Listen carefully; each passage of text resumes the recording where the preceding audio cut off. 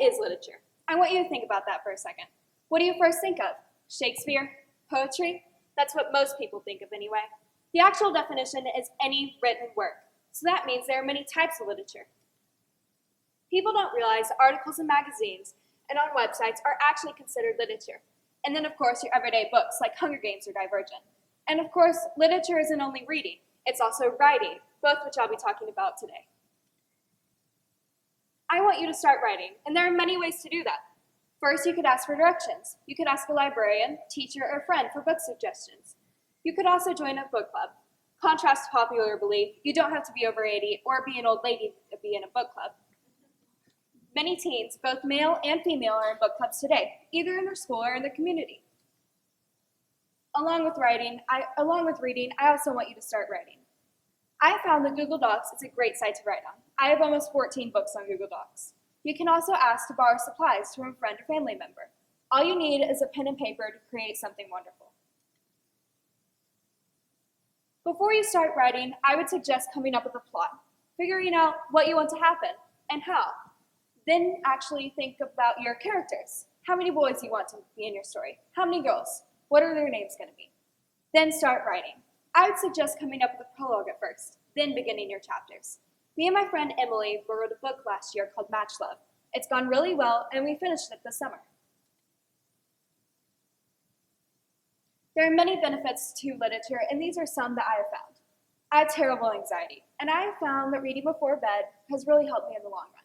It can also allow you to make new friends. I know I wouldn't be friends with half the people I am now if it weren't for my books. Also, reading and writing expands your vocabulary. Authors have a habit of using big words, and sometimes that can rub off on you. Reading before bed has helped my anxiety by taking my mind off the problems at hand. Then I sleep better, which leads to me having better grades in school. As well as benefits, there are also harms to literature. Sometimes you get too involved in a book, and you become an all-out zombie, as my parents like to call it. This can also happen with a computer, tablet, or phone. Research has proven that if you read in the dark, it could sometimes hurt your eyes. And if you're reading and writing all day, instead of listening to the lessons at school, you could sometimes get in trouble.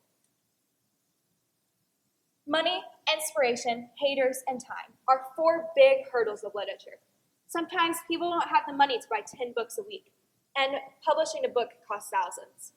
Writer's block is where you know what you want to write, but you don't know how to write it. This is common in writers. And of course, your everyday haters. Sometimes if you have your nose in a book all day long, people could judge you, or you think people could judge you. And of course, teens and adults these days have really busy schedules, from school to sports to work. But don't worry, I have plenty of solutions to overcome these hurdles. For time, think about your schedule. Maybe instead of watching TV whenever you finish your homework, read or write a book. If one of your hurdles is money, go to a local library, either in your school or a public library, and check out a book. Or you can ask to borrow a book from a friend or family member, or borrow supplies to write. For inspiration, ask friends or ask family members about a crazy idea you have for a book, and ask them if you really should write this book, or even ask an author over email. Just remember to be polite. If one of your hurdles is haters, why care? Reading and writing is good for your education.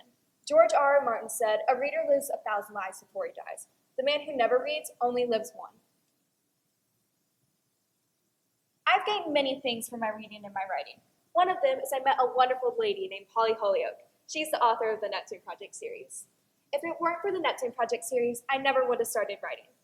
The Neptune Project and its sequel, The Neptune Challenge, are 2 of my all-time favorite books, and I've read them over 7 times each. A common stereotype for readers are male readers. People think there aren't as many male readers as female readers. That's a common stereotype.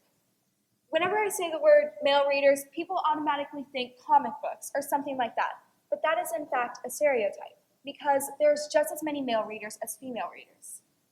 And the problem is authors. Authors strive for a more female audience. What do Hunger Games and Divergent have in common? Female main characters. So guys, I want you to go out there and judge a book by the information inside, not by what its cover may look like. Those Darn Squirrels and The Day the Clowns Quit are 2 of my favorite picture books. Last year, I did Those Darn Squirrels for a PSAA competition, and I got 6th place. My friend did The Day the Clowns Quit. My mom's in a book club, and she suggested Water for Elephants and Nefertiti as two of her favorite books, and she suggested them for older readers. Guys, I know these may look like girl books, but you may want to try them yourselves. The Leveler, The Heir, and The Girl Who Was Supposed to Die are three of my all-time favorite teen books. So go, open a book, grab a pen or pencil, and flip the page to your next chapter today.